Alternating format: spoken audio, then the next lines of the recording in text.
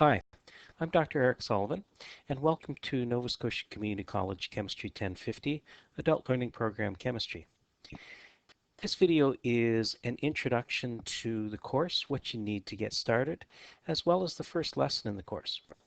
So let's go ahead.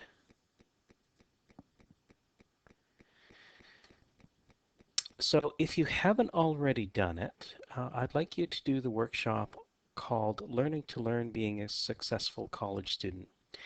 And this video is on YouTube. You can find it at the link here.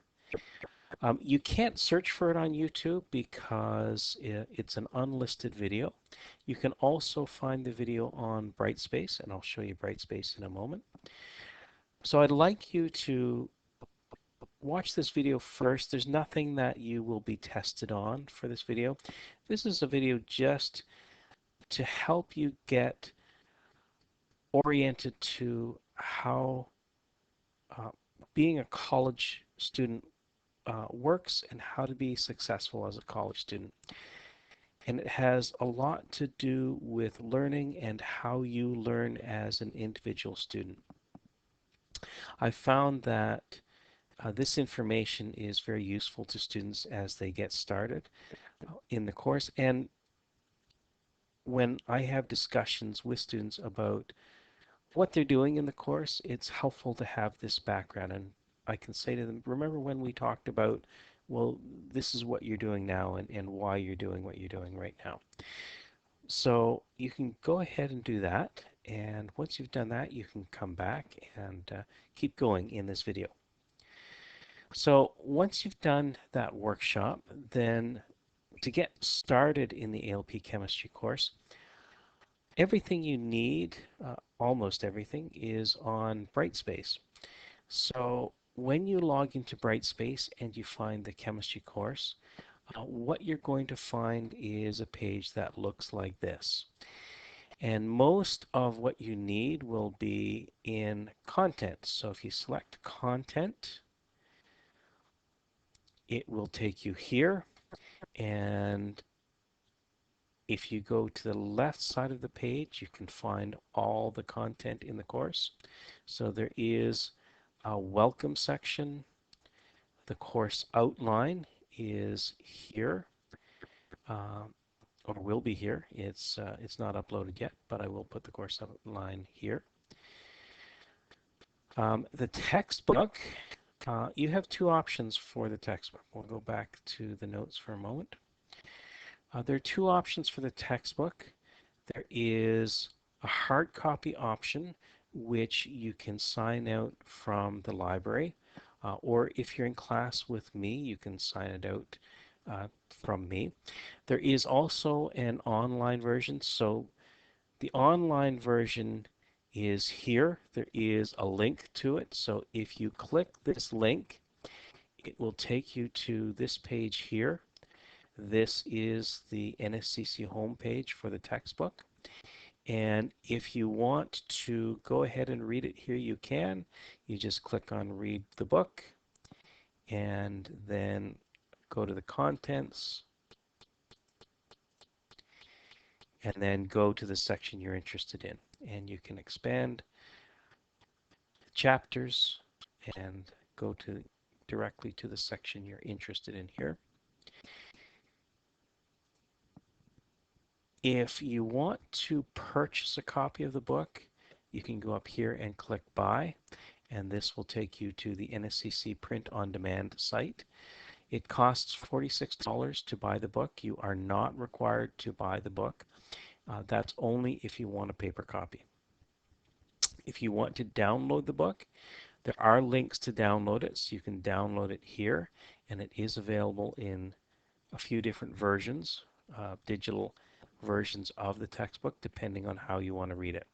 But you can also download it directly from Brightspace. So if you want a copy on your computer or on your device, your phone, smartphone, or tablet, you can download it directly. And there are two formats here. One format is PDF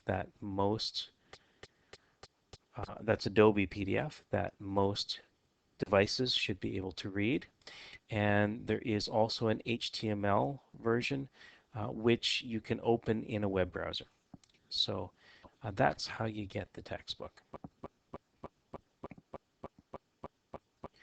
Once you've got the textbook, you will also need a periodic table. There is a periodic table that you can buy from the bookstore. It's under $10. It's about $6 or $7. I do have copies that I can loan out, and I will make those available through the library to be signed out. And every unit in the course will have lessons. So uh, those lessons can be viewed through Brightspace, but it's very helpful to have the notes that go along with those lessons in front of you while you watch the video, and that way you can fill in the blank spots in the notes while you're watching the video. So I recommend that you have a print copy of the lesson notes in front of you when you watch a lesson. Those lesson notes are in the various units if you go down the left side of Brightspace. So right now we're in one, the Introduction to Chemistry, and the Intro to Chemistry lesson notes are here. And if you click this, then you can download this to your computer or your device. The link to the Learning to Learn, Being a Successful College Student video is here that I mentioned that I would like you to watch before you dive into the course. Once you're ready to go, there is a Microsoft Word document here called Module 1. These are the instructions to get you doing the coursework. If you want to print the lesson notes in Module 1, you do not have to print these, but it is very helpful to have paper copies of this. You can print them to your printer, and if you don't want to print them to your printer, you can print them to a printer in the NSCC library, whichever campus is closest to you. So if you want to print to the King's Tech campus library, you can do that. And to do that, you print or you go to the website print.nscc.ca. You need to put https:// in front of that. And when you go to this website, it will look like this. So it's called Everyone Print, NSCC Everyone Print. And what you will do is you will log in, and then you can upload a document that you want to print. I'll log in a moment, but the charges for printing are up here, 10 cents for black and white, 50 cents for color. And these, you will not actually be charged for these because as an NSCC student, you are given a certain number of print credits. So printing is free for you until you run out of your print credits. If you run out of print credits, then you'll have to buy more print credits, and you can do that through student services or through the bookstore. So let's just log in here.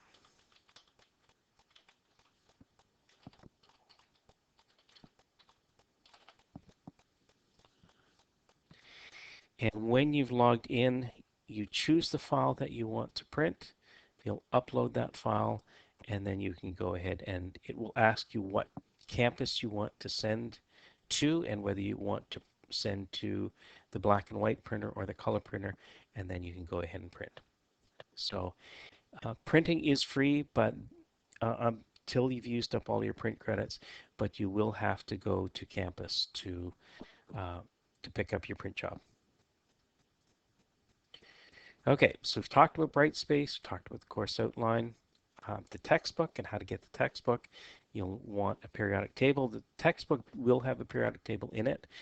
The periodic table from the bookstore does have a few extra features that the textbook periodic table does not have. Lesson notes, which you can get off Brightspace, and the how to complete module 1, which is also on Brightspace. So let's look at that document right now. So this is the How to Complete Module 1 document. There is a cover sheet for it with your start date for the module, the recommended completion date. So this module should take about 1 to 2 weeks to complete, and it does depend on the student. Some students can do it faster. Some may take a little longer depending on their ability and their availability to be able to do the work. And then when a student has completed the module, they can enter their completion date here. There is a place to record your marks for each thing that you do in the module, the chapter outline, the lab, the assignment, and the test. The instructions for how to complete the module are here. So the first thing, as I've mentioned, is to do the Learning to Learn, being a successful college student workshop. Then get your textbook. Then once you've got your textbook, read chapter 1 of the textbook. Um, for the online textbook, you don't need to read the whole chapter. There are 2 sections of chapter 1 that you would read. The missing part that I'm not asking you to read here, you'll read when you do the next module. Once you have read chapter 1, or actually while you're reading chapter 1, you can prepare a chapter outline or summary. So what I'm looking for in a chapter outline or chapter summary, you should have the chapter number and title. So chapter 1 and then the title for chapter 1. Then within the chapter, there will be section numbers for each subsection of the chapter and a title for each subsection of the chapter. So I'd like you to write those in as well. So for example, 1.1 and then the title for subsection 1.1. And then from there, a summary of the information that you feel is important in each section. So here I don't require you to write anything in particular down. What you're really doing is making notes that are helpful for you in terms of learning the material that is in that chapter. You don't need to write full paragraphs. You can write the information in point form, and in fact, the shorter the better, so that it's easier for you to read when you're getting ready to study for the test. Focus on definitions and explanations. You don't need to write down any examples that are just illustrating the definition and the explanation, unless the examples are showing you how to work through a problem, in which case you may want to write the example down. So only write down what you feel is important to know. You're basically making your own study notes that are going to help you get ready for the test. So only write down what you feel like you need that will get you ready for the test. I'm not critical about what you write. I'm not going to go through it in any detail. As long as you have the chapter number and title, the section numbers and titles, and then I've seen that you have gone through the whole chapter and looked at the information in the chapter, then you get full credit. Then there is a lesson to go along with the module. You can do the lesson before the chapter outline or after. It isn't really that critical. Sometimes it will be better to do the lesson before, sometimes after. In the end, it doesn't really matter that much as long as you do both. Once you have done the outline and the lesson and learned the information that is in the chapter, then you will do a lab. And the labs will give you extra practice and will help you learn the material in the chapter as well. Then there is an assignment. The assignment, again, is practice and also will help you learn the material as well, especially for problem solving. And if you need help with the assignment, I do give help with assignments, although I try not to give answers. So what I want to do is to show students how to solve a problem, not solve it for them. So sometimes students are a little frustrated because they just want to know the answer, but I try not to give answers. I try to just help them find the answer for themselves. Then By this point, the student should have learned the material in the chapter, and then they should be ready to do the test. If they don't feel ready to do the test, then we may be able to get some extra practice problems and until the student does feel ready for the test.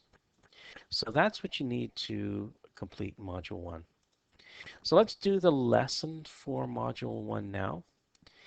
And there are two key points for Module 1, and the key points are what is chemistry and the scientific method. So let's look at what chemistry is. So chemistry is defined as uh, science. Well, this is kind of the Eric definition of chemistry, the science of stuff. And what kind of stuff are we talking about? We're talking about physical stuff, stuff that has substance in the real world. And really what we're talking about is matter.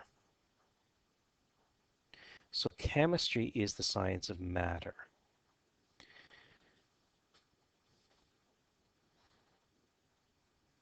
So that leaves two questions. First question is, what is science? And the second question is, what is matter? Let's look at the second question first. Let's talk about what matter is. So matter is anything that has mass and has volume. And again, that leads to two more questions. So what exactly is mass and what exactly is volume? So mass is the amount of matter in something.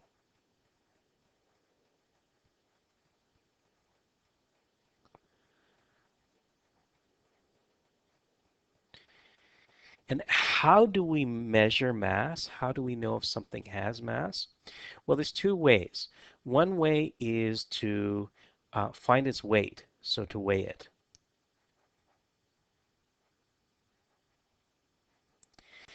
And weight and mass are technically a little bit different. Mass is the amount of matter. Weight is the pull of gravity. So if gravity pulls on something, we know it's got mass. And on Earth, we often use the terms interchangeably because often we find something's mass by weighing it, by finding the pull of gravity on it.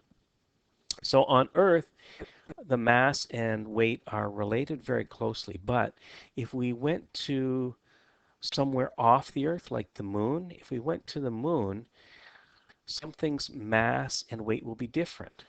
The mass will be the same as it is on Earth, but its weight will be different because the pull of gravity is different. The other way that we will know if something has mass is if basically someone was to throw it at you, it pushed you. If two pieces of matter can interact in that way, that one can give the other a push, then you know it's got mass. And that's something we call inertia. So if something has inertia, then we know it's got mass. So an example of this is air. So people might wonder, is air really matter? Because you can't see it. But um, if the wind blows on you, you can feel it push you. And because it's pushing you, that tells us that air has inertia. And so if it has inertia, it has mass. And if it has mass, then it's matter. The other thing is volume. So volume is the amount of space something takes up.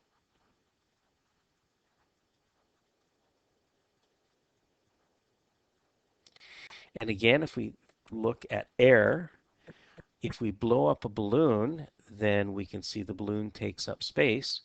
So that tells us that uh, air has volume. So because air has mass and volume, air is definitely matter. Okay, so that's matter. chemistry being the science of matter. And what chemistry is particularly interested in about matter are changes of matter and interactions of matter. So how matter can change from one form into another form, and how matter interacts with other forms of matter. So in other words, if you bring two pieces of matter together, they may interact with each other and then form a completely new form of matter. And chemistry is particularly interested in that. So there are other scientists that are interested in, so there are other sciences that are interested in matter. So for example, physics is interested in matter, but physics is interested in other things as well, like matter and forces. And physics interested in matter doesn't deal with the interactions of matter so much. Biology is also interested in matter, but interested in a particular kind of matter, matter, living systems. Chemistry is focused on how matter can change or not change by interacting with other kinds of matter. So if we bring two pieces of matter together, will they turn into a different kind of matter? So that's particularly the interest of chemistry in matter. So that takes care of matter. And now let's look at science and look at what science is. So the word science comes from the Latin word to know, scientia, which is to know. So really, science is a way of knowing. In other words, it's a way of learning. And if you've done the Learning to Learn Being a Successful Student workshop, then you know about learning and the importance of learning. And so that's a good lead in to talking about science and talking about chemistry, because really that's what science is. It's a way of learning stuff. It isn't the only way to learn stuff. There are other ways that people can learn, but this is one specific way which has been found to be very useful for studying the natural world. And that's why science has become so popular, because it's so useful for studying the world in which we live physically. So really, science is at its core a method. We also use the word science to talk about the body of knowledge that we've learned using science. So sometimes people will say something like, science tells us this, but really at its core, science is a method. So if you really want to understand science, you need to understand how the method works. So let's look at the scientific method. So the scientific method starts with observation. Observation is what you sense or measure.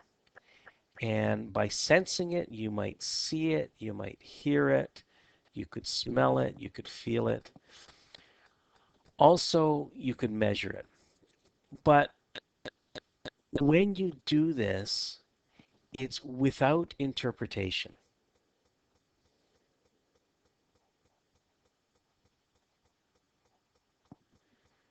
So you don't try to explain or understand what it means. You're just seeing it and saying what it looks like or how it measures. So for example, if you saw someone that was wearing a red jacket, you could say they have a red jacket on. That's an observation. But if you were to say, well, they probably like the color red, which is why they're wearing a red jacket, you're going beyond observation. You're trying to explain and interpret now. And observation is strictly sticking with just the bare facts, just what you see, sense, or measure. Observations come in two types. You can have a qualitative observation, and you can also have a quantitative observation.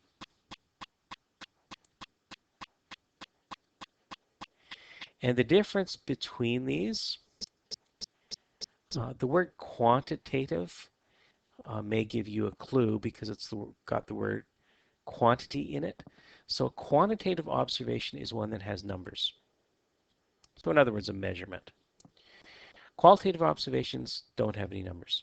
So it's a description without numbers. So saying someone has a red jacket on is a qualitative observation. If you say the wavelength of light that is reflected from their jacket is around 600 nanometers, for example, that could be a quantitative observation. If you said someone is tall, then that would be a qualitative observation. If you said they are 6 feet tall, that would be a quantitative observation. Once you have made observations, observations often lead to questions.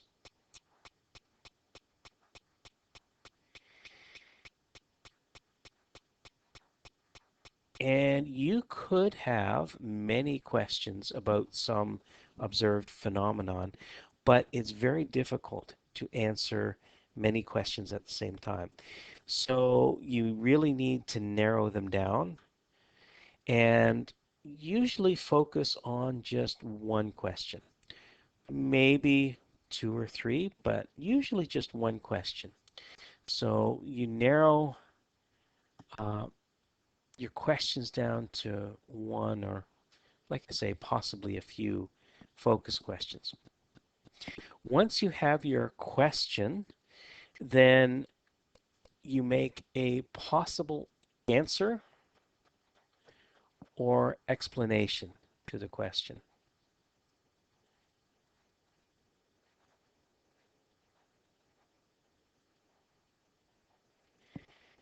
And that's what we call a hypothesis.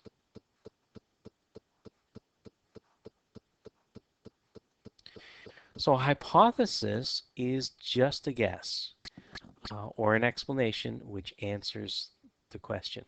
We don't know for sure if the hypothesis is correct at this point. It is just a guess, um, but it may not be a random guess. It could be an educated guess. There could be good reason for believing that a hypothesis is correct. It could be that there is information which is leading you to this particular hypothesis. It could be that previous research has led someone to this hypothesis. So there may be a good reason to make this answer or explanation, but at this point we don't know for sure that it's correct. And then what you want to do is you want to test your hypothesis. And the test of a hypothesis is called an experiment. And experiments are what make the scientific method unique. There are other ways, as I've said, of learning, but not a lot of them have the experiment. The experiment is what makes the scientific method unique as a way of learning. Now, a lot of people, when they're new to science, jump right in and look at the experiment. I often see students when we talk about uh, observations and hypotheses, they talk about what they expect to see in the experiment. Um, but really, you should not have an experiment until you have a hypothesis, because the whole purpose for an experiment is to test a hypothesis. And in fact, you really don't know how to design an experiment until you have a hypothesis. because experiments are really designed around the hypothesis in order to figure out how to test it. So then you go ahead and test your hypothesis with experiment. When you do that, there are two things that can happen. The hypothesis is either going to fail, in other words, it's disproved, so the results of the experiment are not consistent with what you would expect if the hypothesis is correct. If the hypothesis fails um, or is disproved, then what you do is you go back up, and I've drawn in a red arrow here to indicate that. You go back up and create a new hypothesis. So your old hypothesis we found is not true, so you discard it, you get rid of it. Then you come up with a new hypothesis, and then you test it again by experiment. And if it fails again, you come up with a new hypothesis and then test it again by experiment. So the scientific method involves this refining process of testing hypotheses and then refining them and testing them again. And the other thing that can happen is if the hypothesis is supported by the experiment, in other words, the experimental results are consistent with what we would expect if the hypothesis is correct, then um, then the hypothesis is supported by the experiment. I don't use the word proved because it's very difficult to prove hypotheses. It takes a lot of experiments and a lot of evidence to indicate that a hypothesis is correct. It only really needs one experiment to disprove a hypothesis, but to prove a hypothesis requires usually a lot of evidence. So I use the word supported by experiment rather than proved. Once the experiment has been found to support the hypothesis, then you can call your hypothesis a theory. And a theory really is a hypothesis. It's just a hypothesis with evidence. So the only difference between a hypothesis and a theory is that a hypothesis has been tested. Sorry, that was it's the other way around. A theory has been tested. Sorry, a theory has been tested where the hypothesis has not been tested. A hypothesis is just a guess. We don't know that it's true yet. And a theory is the hypothesis that has been tested and now has some evidence to support it. Scientists should be prepared that their hypothesis is going to fail, which can be difficult at times because sometimes scientists are invested in their hypotheses.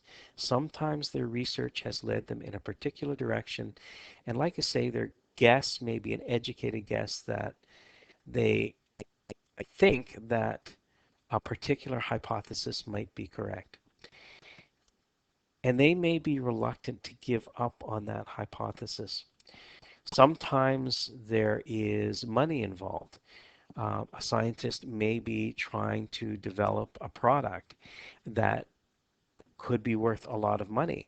And if they're successful in developing this product, then they may be able to make a lot of money, or their employer may be able to make a lot of money from their invention as a result of their hypothesis. So if the hypothesis fails, they may be out a lot of money. Also, the hypothesis theories and hypotheses of a particular scientist may be giving them fame. Maybe if they make a discovery, they could become famous because they're the first ones to make a particular discovery. And if their discovery turns out not to be true, then a scientist might be reluctant to accept that. And for that reason, they might be tempted to fudge their experimental results to give them uh, evidence in favor of their own hypothesis. So if a scientist is going to be truly honest, they should be prepared that their hypothesis fails. They may repeat the experiment just to be sure that the experimental results are correct, that their hypothesis really did fail, but they should be prepared to accept that their hypothesis failed because, again, hypotheses are just guesses. We don't know for sure that their hypothesis is correct or not. So if a hypothesis is supported, and we now call it a theory, then we should be able to make predictions. So theories should be able to be used to, now that we know uh, behavior of certain phenomena, then we could expect and predict what that behavior would be in the future without actually having seen it, which is one of the reasons science is so useful, that we can design things and and understand things that we haven't necessarily seen or invented yet once we have a theory that we believe works. So valid theories should be able to make predictions. And so let's review the scientific method. So let's zoom out a bit so we can see the whole scientific method. So again, the scientific method starts with observation. Again, observations are strictly what is sensed, measured, or noticed without interpretation. Observations come in two types, qualitative and quantitative. Qualitative observations have no numbers. Quantitative observations do have numbers. Observations lead to questions, and you need to narrow the questions down to one or a very small number of focus questions. Then you form a hypothesis, which is a possible answer or explanation to the question, really an educated guess. Then you test your hypothesis by experiment.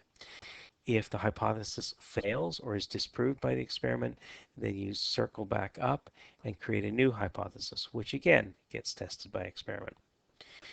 If the hypothesis is supported, the hypothesis becomes a theory, and with theory, we should be able to make predictions. Now, theories can also get disproved.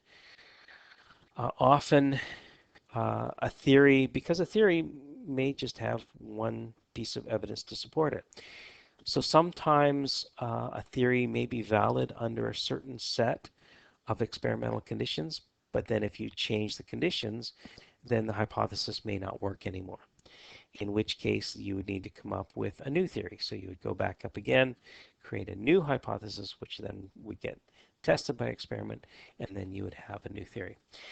An example of this that I think of is the ideal gas law, which you will discover later in the course. The ideal gas law is an equation to predict the properties of gases, and it really only works when gases are under a certain set of conditions, what we call ideal gas conditions. If a gas is not in those ideal conditions, then the ideal gas law equation doesn't work very well. And so the calculations don't predict the properties of the gas very well. People have tried to correct the ideal gas law equation. So I've seen versions of the ideal gas law equation where correction terms have been added, and there may be 3 or 4 or 5 correction terms added to the ideal gas law equation to account for certain non-ideal properties of gases. So what would happen is someone would add a correction term to the ideal gas law. They would then test that by experiment until they found a set of conditions where that ideal gas law equation with the correction factor didn't work anymore, and then they would add another correction factor to correct for another characteristic, and then so on and so on, refining this equation until it gets better and better at calculating the properties of gases. The final part of the scientific method that I haven't mentioned is something called a scientific law or a natural law. And these are every time observations. So these are what we would call consistently observed, consistent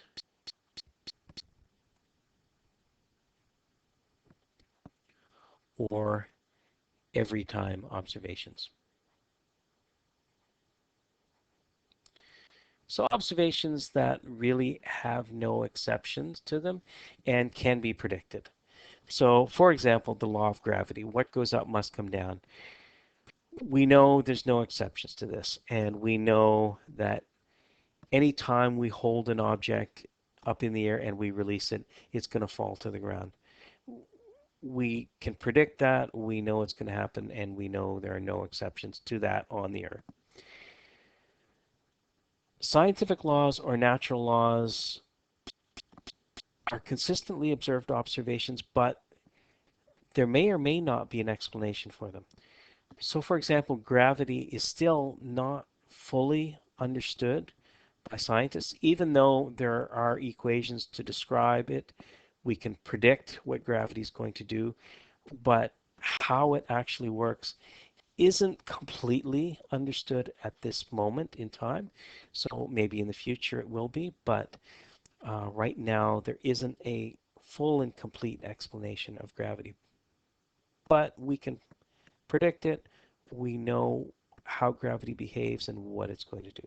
So gravity is described by certain scientific laws or natural laws, even though it's not fully understood.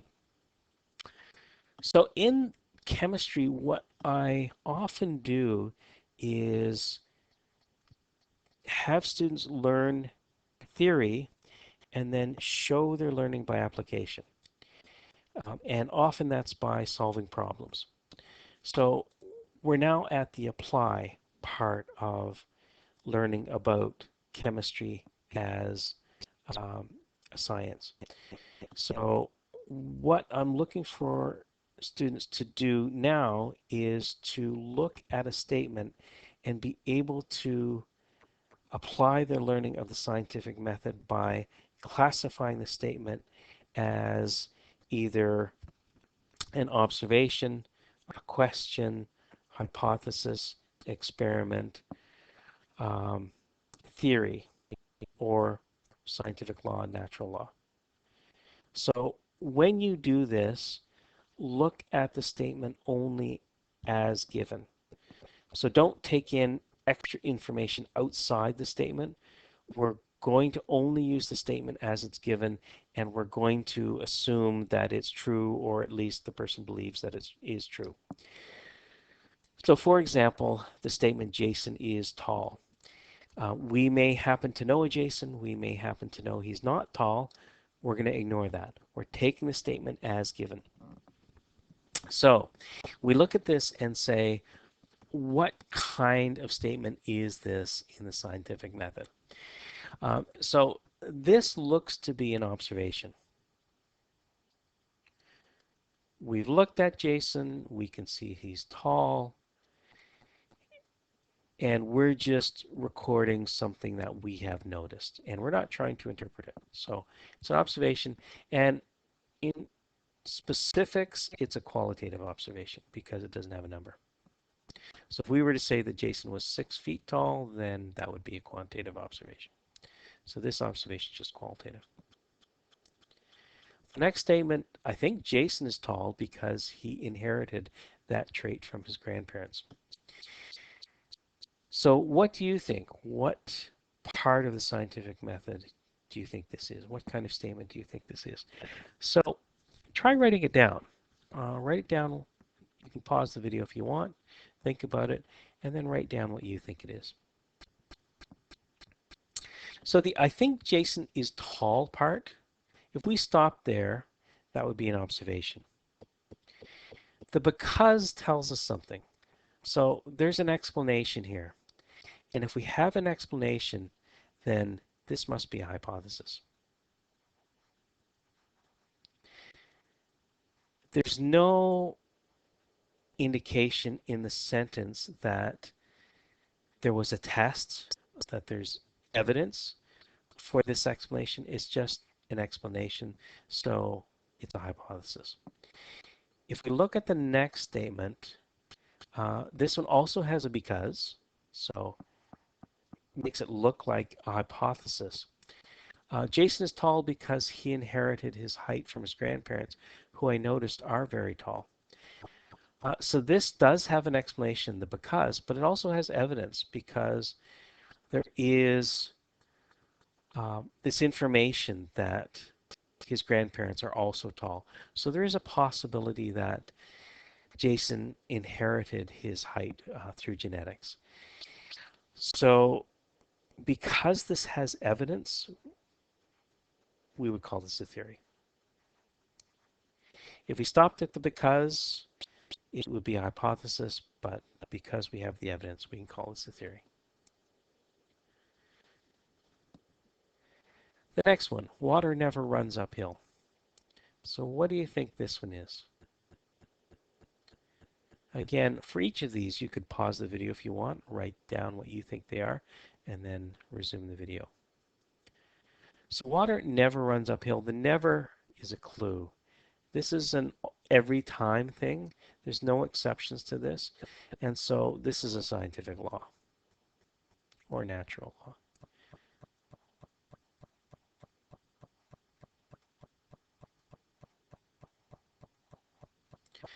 Next one, grass is green.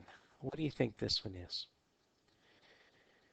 So this one's a little tricky. It may not be worded very well, because if this is just something we're looking outside the window and we're noticing that our lawn is green, then it would be an observation. So if we said the grass is green today, or the grass on my front lawn is green, that would be observation.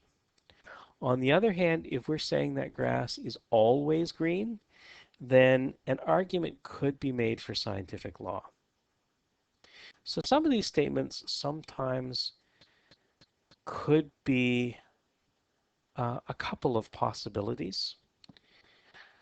If the statement was grass is always green, it would be very clear this is a scientific law. Even though we know that grass is not always green, sometimes grass can go brown. But again, we take these statements as given. We're not going to take any outside information in that we may happen to know. Use the statement as it's given. So this one, arguments could be made for both observation and scientific law. A ball rolls because it is round. What do you think? What do you think this one is? This one also has a because. And if it has a because, that means it has an explanation. If it has an explanation, then it's a hypothesis. And there's no evidence. If it had an explanation and it had a test or evidence, then it would be a theory. In this case, it doesn't. So a ball rolls would be an observation. The because makes it a hypothesis. I measure a cup of water and a cup of coffee to find which is heavier. So what do you think this one is? This one is really the question. Now, it's phrased as a statement, and very often that's what people do in the scientific method. They will often phrase their question as a statement. Nope. Oh, I'm sorry. I didn't. This is, well, I guess one could make an argument for the question. This is the experiment. Sorry. This is an experiment.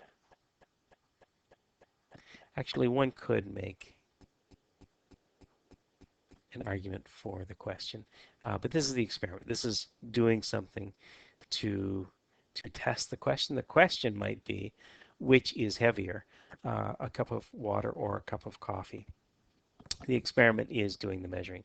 So this is probably more an experiment than a question, because the person is actually doing something. They're actually doing the measurement. So this really is more likely an experiment to answer the question, which is heavier, a cup of coffee or a cup of water? Leaves turn color in the fall. What do you think this one is? Again, there are two possibilities for this one. Could be an observation. If you are just noticing that the leaves are changing color. But you could also make an argument for scientific law if you're saying that leaves always change color in the fall, that it's an every time thing. I'm trying to find out when leaves turn color in the fall. Well, that would be an experiment. An experiment to answer the question, when do leaves turn color in the fall?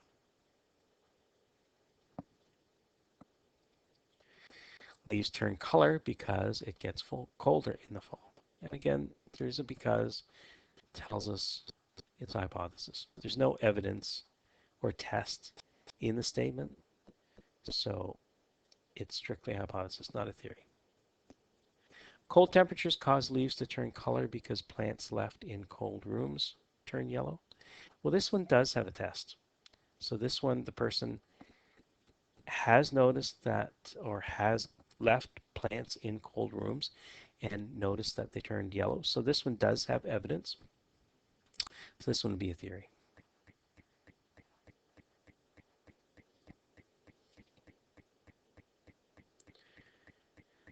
And the last thing for this lesson is something that people say about chemistry, that chemistry is central science.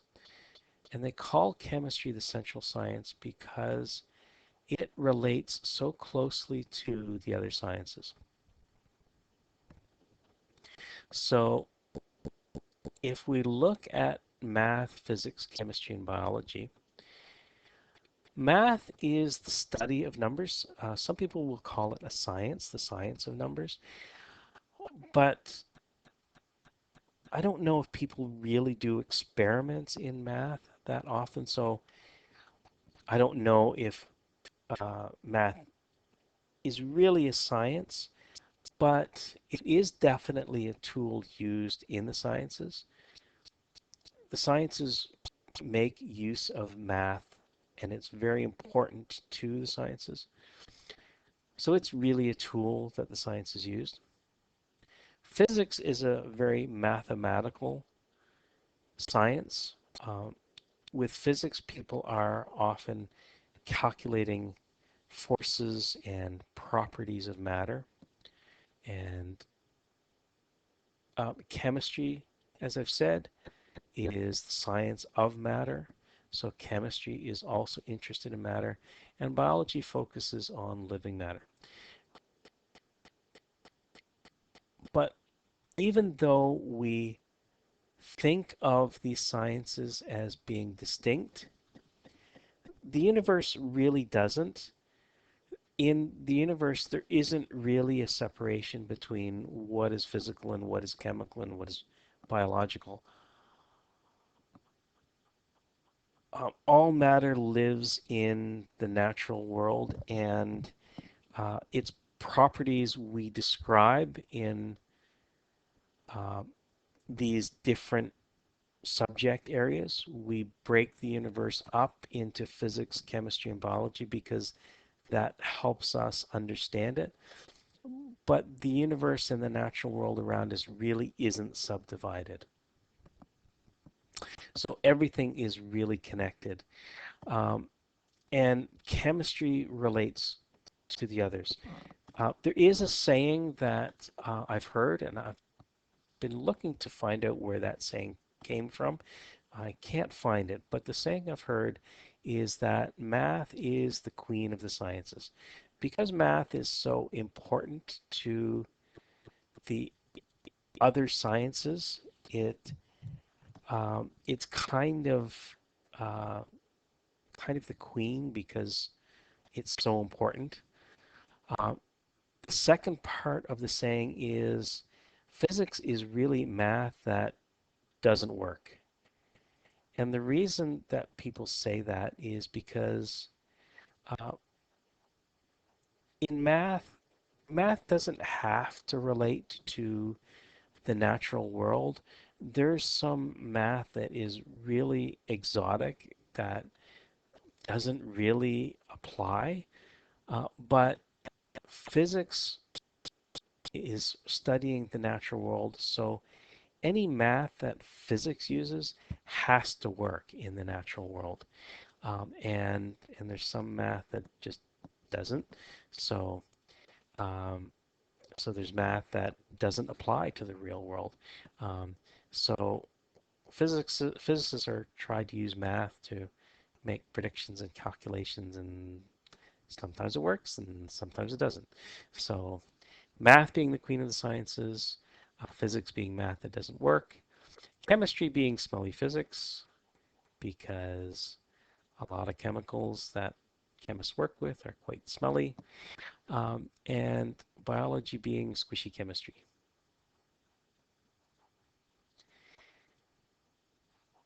And I like this saying because it speaks to how all these sciences are connected with each other. That really they are just variations on each other, and they are connected. And chemistry kind of sits in the middle as the central science. And even though we think of these topic areas as being separate from one another, uh, they are, like I say, connected. And where scientists are doing a lot of work these days is in the areas between these subject topic areas. So on the um, chemistry side of physics, there is a subject area called chemical physics. So chemical physics is physics, but it's got some chemistry in it, some chemical aspects to it. And on the physics side of chemistry, there is a topic area called physical chemistry, which is mostly chemistry, but it's got some physics components in it as well. And similarly, between chemistry and biology, on the biology side of chemistry, there's something called biochemistry.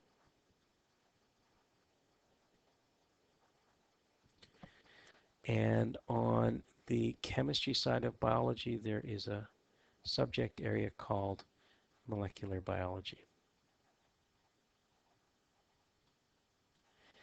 And many scientists are working in these middle ground areas,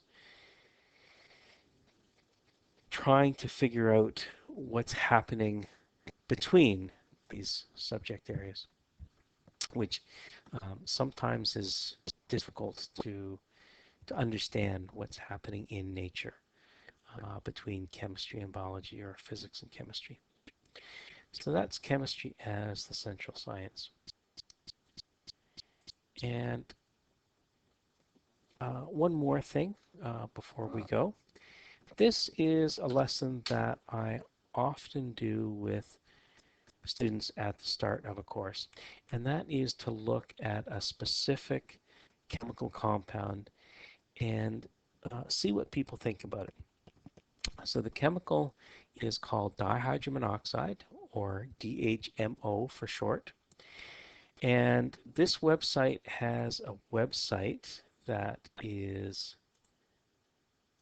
dedicated to the compound dihydromonoxide. And the question we want to ask is, should this compound be banned? So we're going to go to the website and take a look at this compound. So if we go down and go to the FAQ, the frequently asked questions page on the DHMO website, it says that dihydromonoxide, or DHMO, is a colorless and odorless chemical compound, also referred to some as dihydrogen oxide, hydrogen hydroxide, hydronium hydroxide, or simply hydric acid.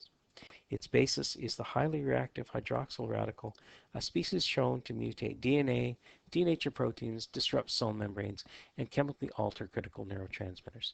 The atomic components of DHMO are found in a number of caustic, explosive, and poisonous compounds such as sulfuric acid, nitroglycerin, and ethyl alcohol. If we scroll down the page, it talks about dangers associated with DHMO. And for example, uh, it can cause death due to accidental inhalation, even in small quantities. Prolonged exposure to the solid form causes severe tissue damage. Excessive ingestion produces a number of unpleasant, though not typically life-threatening side effects. It's a major component of acid rain. The gas form of DHMO can cause severe burns, contributes to soil erosion, leads to corrosion and oxidation of metals, contamination of electrical systems, can cause short circuits, decreases the effectiveness of automobile brakes, found in biopsies of cancer tumors and lesions given to vicious dogs involved in deadly attacks, and so on. So the question is, should dihydrogen monoxide be banned? So what do you think? Should dihydrogen monoxide be banned? And to decide whether it should be banned or not, what information do you think you would need or want to know that would help you decide whether it should be banned? Well, one thing that we could um, use to help us know is to look at what the chemical formula of this compound is. So the name is dihydrogen monoxide, and the name actually tells us how to write the formula for the compound. So dihydrogen, it's got hydrogen in it. So if we want to write the chemical formula, then we use the symbol for hydrogen, which is just H. So we write down H to represent the hydrogen. And oxide, we use the symbol for oxygen, which is O. And the di tells us that there are two hydrogens. So dihydrogen means two hydrogens. And in chemical formulas to represent two, we put the number 2, bottom right of the hydrogen. And mono is 1, and in chemical formulas we usually don't write ones. So the chemical formula of dihydrogen monoxide is H2O. You may recognize this formula because it's water. So dihydrogen monoxide is water. So if we go back and look at the DHMO website and look at the danger list again, accidental inhalation of dihydrogen monoxide, well, that's called drowning. The solid form of dihydrogen monoxide, that's called ice. And if you have ice in contact with your skin for a long time, it can cause tissue damage. That's called frostbite. Excessive ingestion, if you drink too much water, it's pretty hard to drink enough to be life-threatening, but it can be unpleasant because you have to go to the bathroom a lot. It is a major component of acid rain. It's a major component of normal rain as well. The gas form of dihydrogen monoxide, well, that's steam, and steam can cause severe burns. We call that scalding. It does contribute to soil erosion. It does lead to corrosion and oxidation of metals. If you get water into electrical systems, they normally don't like that very much. If you get water on your car brakes, your brakes don't work that well. The water is found in cancer tumors. It is given to vicious dogs, but it's also given to friendly dogs as well. So the reason why I put this in here is because if people hear the word chemical, they often think that automatically it's bad. Chemicals are bad. But the truth is that anything that is matter, anything that is substance, is a chemical. For example, water. And some of these chemicals are important to us that we can't live without. For example, water. We can't live without it. And it has many important uses to us and in the world around us. So not all chemicals are bad, and just because something is a chemical doesn't mean it's bad. For sure, there are some chemicals which have hazards, and we need to know how to handle them safely and to uh, protect ourselves. But that is not true of all chemicals. Sometimes you may hear the expression that something is chemical free. Well, if it's matter, it can't be chemical free because it is a chemical. So, for example, um, chemical free shampoo, if it's shampoo, it is a chemical. It cannot be chemical free. So the term chemical free is kind of ridiculous. If something is matter, then it is a chemical.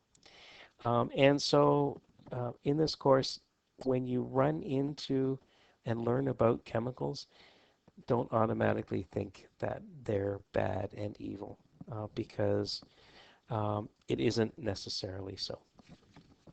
And that's it for your introductory lesson to chemistry. One more thing. Oh, there is one more thing to do.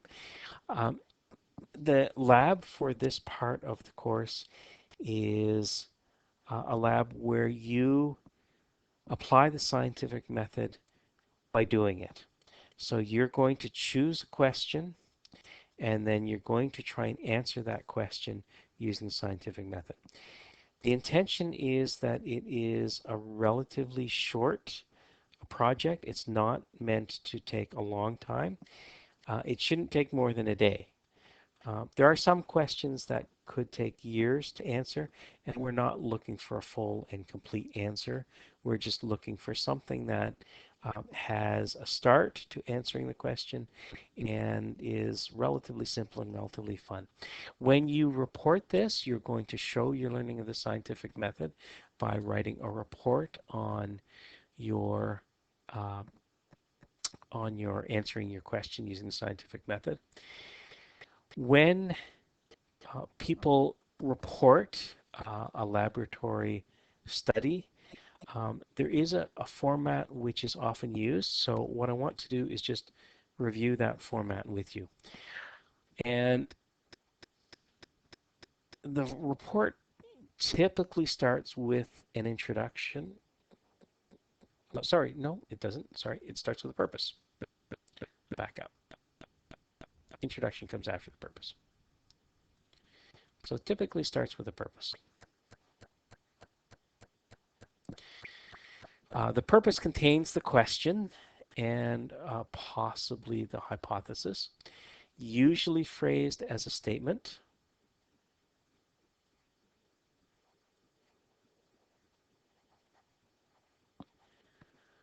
So I'm going to write in here the question because this is the part of the scientific method.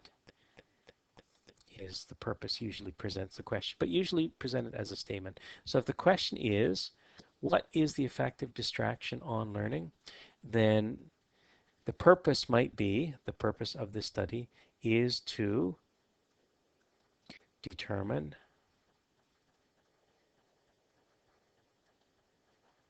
the effect of distraction on learning.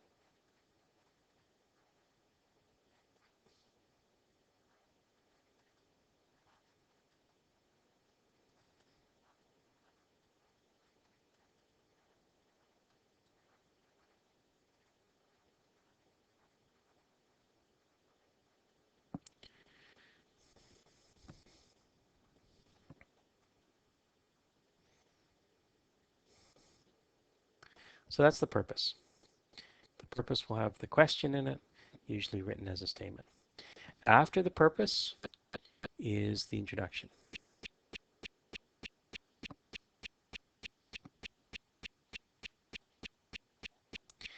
And the introduction says why this study is important.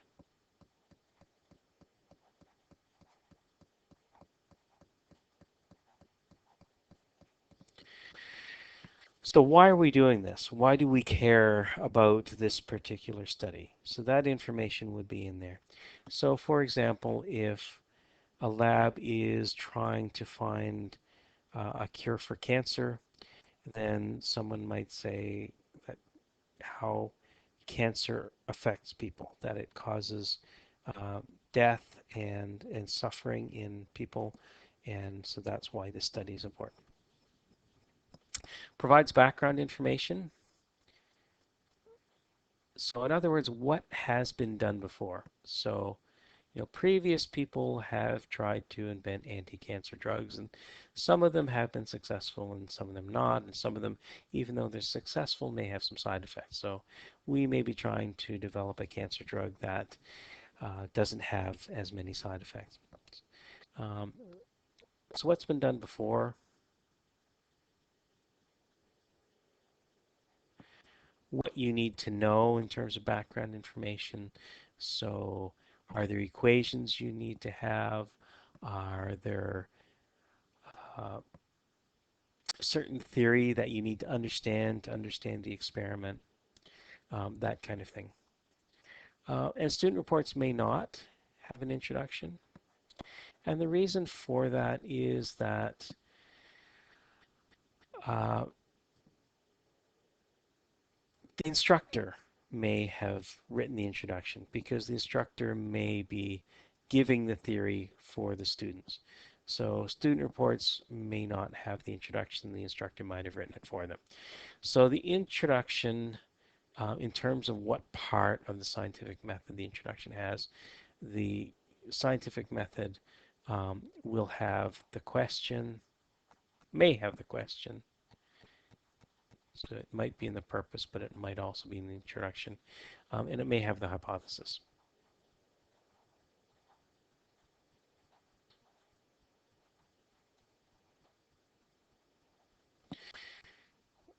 After the introduction is the experiment or experimental,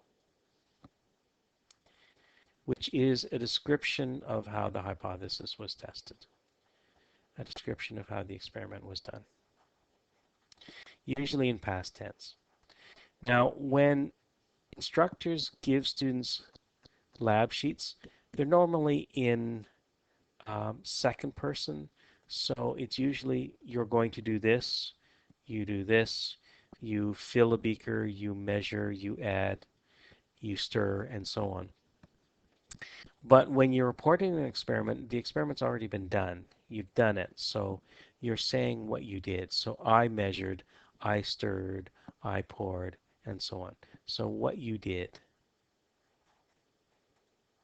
because the experiment's already done. And so this is the experiment. In terms of what part of the scientific method you're reporting on, this is the experiment.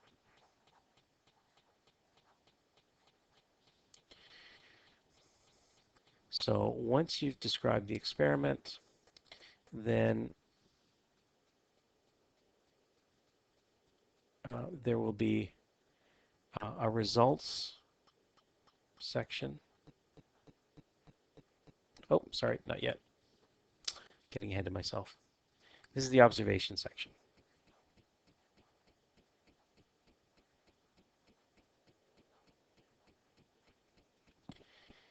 And it may also have your data. So again, here's where you record observations without interpretation. And typically the way you report your observations is when I did, this is what I observed. So when I added this chemical to the other chemical, this is what happened, without interpretation, because the interpretation comes later. You're strictly reporting what you saw or what you measured, because it is observation. Then we have our results.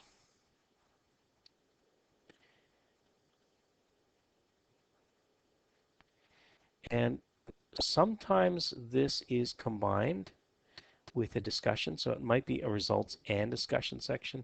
Sometimes people will present the results and then discuss them in a separate section. So you may have a results section and then a discussion section.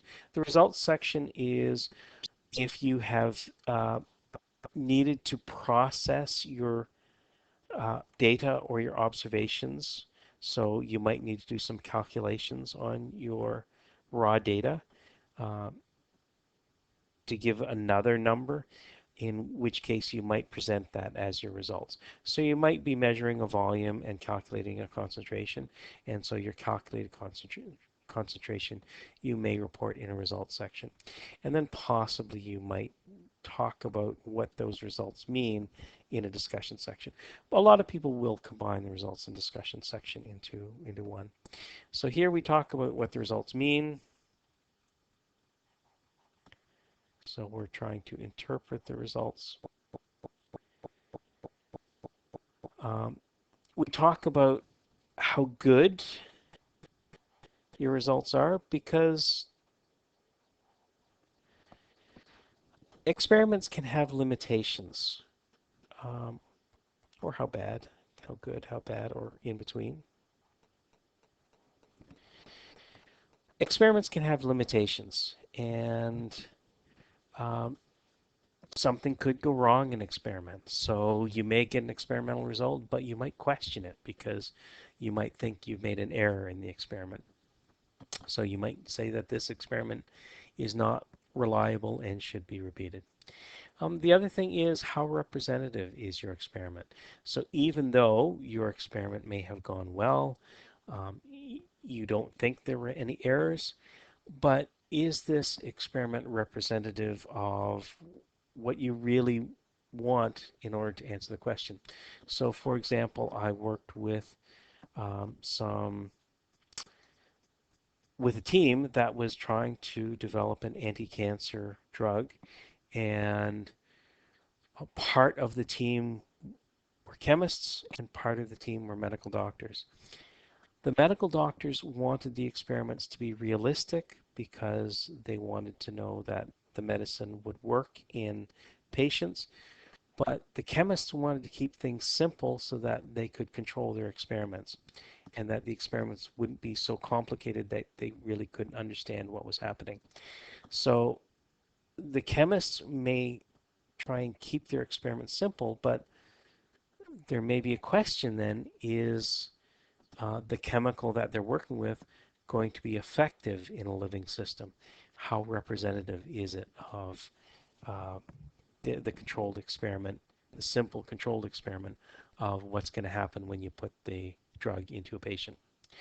Also, in the results and discussion, you can talk about errors, like I say, and potential errors. Did anything go wrong? Is there a possibility that something went wrong that you don't know for sure it went wrong, but it could have and you're not aware of it? And then what else might you do in the future? Is this study going to lead to some future studies, some future experiments? So do we need to just repeat the experiment? Do we need to try something different? This anti-cancer drug didn't work. Do we need to develop a new anti-cancer drug? Or this anti-cancer drug worked, we need to take it to the next step and try it in another living system. And finally, at the end, a conclusion. And very important, conclusion should answer your purpose.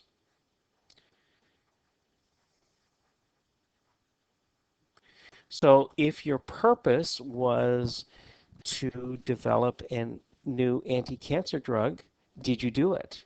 Um, were you able to develop a new anti-cancer drug, or were you not? Or do you need to do future studies to see about the effectiveness of this new drug that you've done?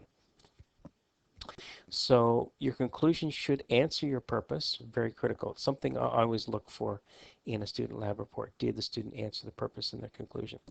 The other thing is the conclusion shouldn't have anything new in it. It should be a short summary of what was discussed above. It shouldn't have anything new in it. There should not be anything in the conclusion that wasn't already discussed, probably in your results and discussion section. So you're just summarizing what you've already talked about in the results and discussion in maybe one or two sentences, just a few sentences. And that is it for your first lesson in chemistry. If you have any questions, do let me know. The next thing will be to do your lab, and then once you've done the lab, you can do the assignment and then submit those, and then you'll be ready for the test. And once you've done the test, the module will be complete. Well, that's it for today. Um, have a good rest of the day and good luck with your chemistry.